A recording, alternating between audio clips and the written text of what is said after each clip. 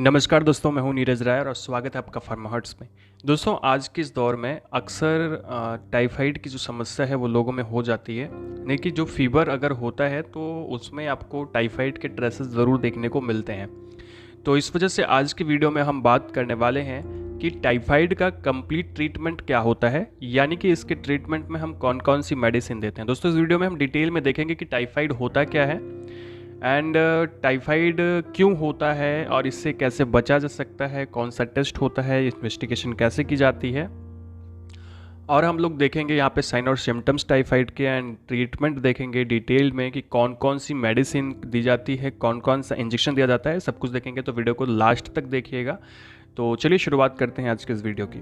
दोस्तों, सबसे पहले अगर हम बात करें यहाँ पे टाइफाइड के बारे में कि टाइफाइड होता क्या है, तो टाइफाइड फीवर एक प्रकार का सिस्टमिक इन्फेक्शन होता है जो साल्मोनेला टाइफी नामक बैक्टीरिया से होता है। सिस्टमिक इन्फेक्शन का मतलब क्या होता है, तो ये आपके बॉडी के अंदर का इन्फेक्शन होता है, इसी वजह से हम इसको सिस्टमिक इन्फेक्शन बोलते हैं। और ये फैलता है कंटामिनेटेड फूड एंड वाटर से, यानी कि अगर हम संदूषित खाना या पानी यूज़ करते हैं तो हमें हमारे अंदर ये फैल जाता है। दोस्तों, इसका जो फीवर होता है वो 1 महीने तक रह सकता है, यानी 3 से 4 सप्ताह तक बना रहता है। और इसका जो बैक्टीरिया होता है वो हमारे आंतों को इन्फेक्ट करता है और इसलिए इंटेस्टाइन में अल्सर हो जाता है। जब इसकी टाइफाइड की जो क्रॉनिक कंडीशन होती है, यानी टाइफाइड जब बहुत दिनों तक परसिस्ट करता है तो उस टाइम के बाद इंटेस्टाइन में अल्सर्स हो जाता है और ये इसका मुख्य लक्षण होता है। इस वजह से इसको इंटेस्टाइनल फीवर या आंत्रिय ज्वर भी कहा जाता है। अगर हम बात करें इसके कारण के बारे में, तो दोस्तों इसका जो कारण होता है वो बैक्टीरिया होता है। ये एक साल्मोनेला टाइफी नामक बैक्टीरिया के इन्फेक्शन से होता है एंड ये फैलता है कंटेमिनेटेड फूड एंड वाटर से। साथ में अगर हम कोई स्लम्ड एरिया में रहते हैं, कोई दूषित एरिया में रहते हैं, वहाँ से भी ये फैल सकता है। क्योंकि मक्खियाँ जो होती हैं वो इसी जो जैसे मान लीजिए किसी को टाइफाइड हुआ है तो उसने मल त्याग किया, तो उसके मल पे जाके बैठेंगी और वो फिर आपके भोजन पर बैठकर आपके भोजन को ख़राब कर देंगी। तो मक्खियाँ टाइफाइड को फैलाने में बहुत ज़्यादा भूमिका निभाती हैं। तो मक्खियों के थ्रू भी ये आपके बॉडी के अंदर आ सकता है अगर मलमूत्र का सही से डिस्पोजल ना किया जाए तो। इसी वजह से खुले में शौच को मना किया जाता है जिससे इन्फेक्शन ना फैले। अब अगर नेक्स्ट की हम बात करें दोस्तों साइन और सिम्टम्स के बारे में, तो क्या साइन और सिम्टम्स दिखाई पड़ते हैं उससे पहले इसका जो इंक्यूबेशन पीरियड होता है, यानी उद्भवन काल 6 से 8 दिन का होता है। यानी बैक्टीरिया आपके शरीर के अंदर आने के करीब 1 हफ्ते बाद अपना लक्षण दिखाना शुरू करता है। और इसके लक्षण में सबसे बड़ा जो लक्षण होता है दोस्तों वो है बहुत तेज़ फीवर होना, यानी 104 डिग्री फ़ारेनहाइट तक फीवर आपको हो सकता है।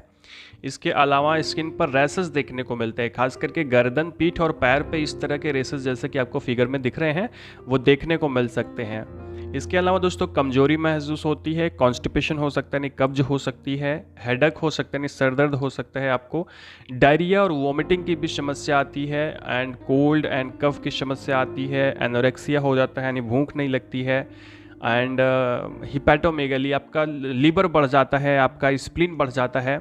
ये सारे जो लक्षण होते हैं वो टाइफाइड के होते हैं। अब अगर हम बात करें कुछ इन्वेस्टिगेशन की कि क्या देखा जाता है आपके जब इसकी जांच की जाती है, दोस्तों उसमें विडाल टेस्ट किया जाता है और आपके खून में WBC का काउंट देखा जाता है। अगर वो लो है तो वो टाइफाइड हो सकता है, इस्नोफिल एब्सेंस है या फिर लिम्फोसाइट एब्सेंट होती है तो टाइफाइड के चांसेस होते हैं। बाकी विडाल टेस्ट किया जाता है जिसके जरिए हम ये पता कर सकते हैं कि व्यक्ति को टाइफाइड हुआ है या नहीं हुआ है। नेक्स्ट अगर मैं बात करूँ कुछ इंस्ट्रक्शंस के बारे में कि इलाज से ज़्यादा ज़रूरी है कि अगर आपको टाइफाइड हुआ तो आपको क्या करना है या नहीं हुआ है तो क्या करना है, तो दोस्तों यहाँ पे अगर आपको टाइफाइड हो गया है तो सबसे पहली बात तो पेशेंट जो है उसको बेड रेस्ट करनी चाहिए, कंप्लीट बेड रेस्ट करनी चाहिए। और जो पेशेंट का जो वेस्ट मटेरियल है, उसका मलमूत्र है, उसको नष्ट कर देना चाहिए, डिस्पोज कर देना चाहिए, जिससे वो दूसरे को संक्रमित ना कर पाए। इसके अलावा दोस्तों पेशेंट को बैलेंस डाइट देनी चाहिए। बैलेंस डाइट का मतलब उसमें जितनी भी चीज़ें एनर्जी के लिए हैं वो सारी चीज़ें हों। पेशेंट को ज़्यादा स्पाइसी मसालेदार खाना नहीं देना चाहिए। खास करके दोस्तों जो पेशेंट है उसको जब हम पानी दें तो उबाल कर दें और पानी उबाल कर उसे ठंडा कर लें और उसमें ग्लूकोज मिलाकर पिएं या पेशेंट को दें तो उससे फ़ायदा होता है। साथ में पेशेंट को ज़्यादा मात्रा में लिक्विड डाइट दें, क्योंकि लिक्विड डाइट आसानी से पच जाती है और क्योंकि ये आंतरिक ज्वर है तो बहुत ज़्यादा समस्या हो सकती है अगर आप बहुत ज़्यादा कोई कठोर खाना देंगे। दोस्तों रोगी की सफाई आपको प्रतिदिन करनी चाहिए, क्योंकि रोगी के मुंह की सफाई इसलिए करनी चाहिए क्योंकि टाइफाइड के अंदर में जो जीभ है वो बहुत गंदी हो जाती है, तो उसके लिए जीभ में अजीब तरह का स्वाद आता है और पेशेंट को कुछ खाने का मन नहीं करता, जिसकी वजह से उसकी मुंह की सफाई आवश्यक होती है। साथ में गुनगुने पानी से उसके शरीर को धो देना चाहिए, पोंछना चाहिए, ज़्यादा तेज़ रगड़ना नहीं चाहिए, वैसे हल्के हाथ से पोंछना चाहिए।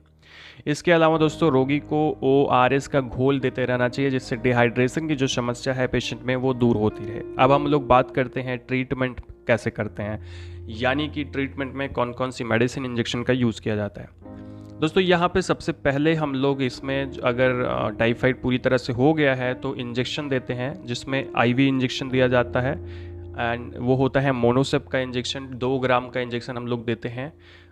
कैसे देते हैं, तो इसे 100 ml के NS में नॉर्मल सलाइन में डाइल्यूट किया जाता है और फिर इसे दिया जाता है BD, यानी सुबह शाम 2 दिन तक, यानी 4 कुल मिला के 8 ग्राम दिया जाएगा। 2 सुबह 2 शाम, फिर दूसरे दिन 2 सुबह 2 शाम NS में मिला करके डाइल्यूट करके इसको देना होता है।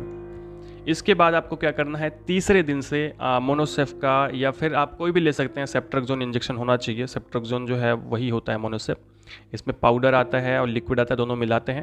तो ये देने के बाद 2 दिन देने के बाद फिर 5 दिन तक सुबह शाम मोनोसेफ 1 ग्राम हम लोग देते हैं NS में मिला करके, 100 ml LS में मिला करके। इससे क्या होता है ना कि ये एंटीबायोटिक होता है तो उतना ज़्यादा शरीर पे गलत इफेक्ट नहीं डालता। खास करके जब हम डाइल्यूट करके देते हैं तो इंजेक्शन देते समय जो पेशेंट में इरिटेशन होती है वो नहीं होती है। बाकी अगर आप डायरेक्टली देते हैं तो बहुत ज़्यादा इरिटेशन होती है, वोमिटिंग आती है और भी समस्याएं आती हैं। तो 2 दिन देने के बाद आपको ये 5 दिन यानी कुल मिला के 7 दिन तक मोनोसेप देना है, जिसमें आप पहले 2 दिन 2 ग्राम, फिर उसके बाद 1-1 ग्राम। ठीक है। इसके अलावा दोस्तों इंजेक्शन एमिकासिन 500 mg भी दिया जाता है, IV दिया जाता है, ये 7 दिन तक दिया जाता है ये भी। और ये कैसे देना है, तो 500 mg IV दिया जाता है, सुबह शाम दिया जाता है। ठीक है। इसके अलावा दोस्तों टैबलेट दी जाती है, जिसमें एजिथ्रोमाइसिन 500 mg की टैबलेट होती है, जो दिन में 1 बार लेने की सलाह दी जाती है। खाना खाते टाइम, यानी खाना खाने के तुरंत पहले खाते हैं और फिर खाना खाते हैं, तो एजिथ्रोमाइसिन टैबलेट्स होती हैं। इसके अलावा इसकी जगह पे आप सिफिक्जीम डिस्पर्जिबल टैबलेट भी दे सकते हैं, 400 mg BD लेकिन देनी होती है और खाना खाने के बाद में देनी होती है, सुबह शाम खानी होती है।